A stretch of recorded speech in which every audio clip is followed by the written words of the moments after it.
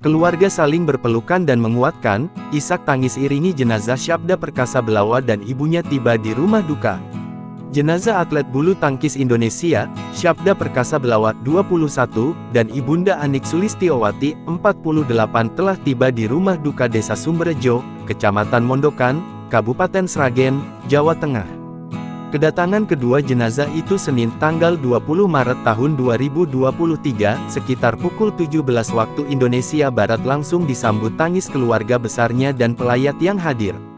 Tangisan penuh haru terdengar saat kedua jenazah diturunkan dari mobil jenazah menuju dalam rumah dan langsung disalatkan.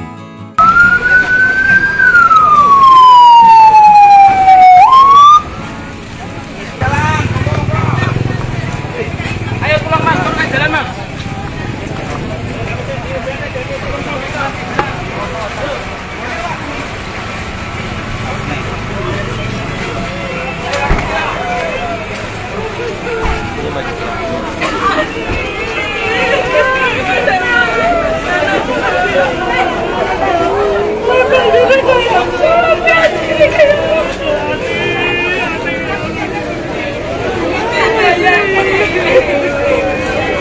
Para anggota keluarga terlihat syok dan terpukul dengan kabar duka ini.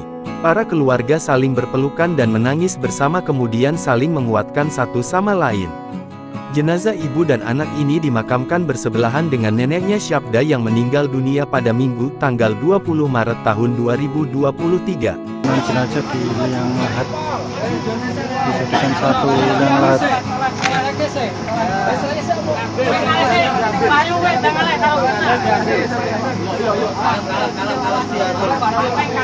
Ulangi.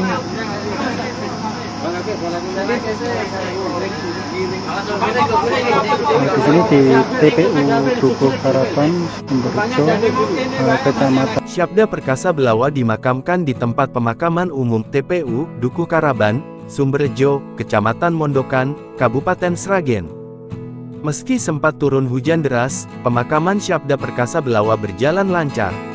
Hal tersebut disampaikan manajer sekaligus kerabat Syabda, Swarastia. Makam milik Syabda, ibunda dan neneknya bersih. Tidak ada air di dalamnya.